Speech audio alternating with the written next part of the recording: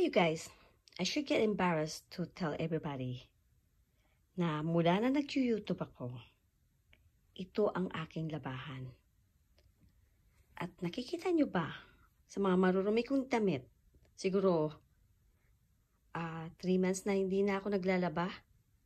Pero may nakikita ba kayo kung, kung sino ba nakikita nyo dyan sa maruruming damit ko? In fairness guys, hindi ko kahiya na to. Ikakahiya ko pero hindi na ako nahiya.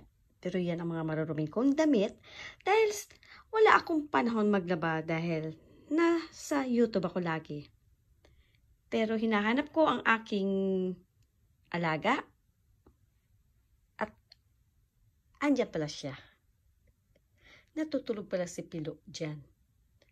Hinahanap ko siya kung saan na si Pilo. Ayan pala, sarap-sarap ang tulog niya sa marurumi kong mga damit. Bango na bango siya sa mga marurumi kong damit, ano? Pero guys, ito napapala sa pag-YouTube.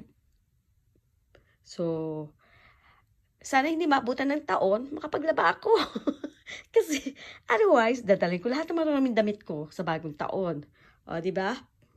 Ay, nako. Wala na talaga. Diyos ko, my goodness, ang daming maruruming damit.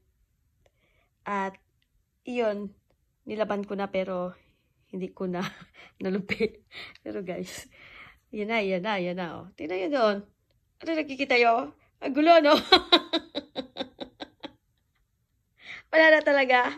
Yan na yan, napapala sa YouTube. Wala na talaga ako ligpit-ligpit ng aking CR. CR ko yan at saka yung closet ko doon.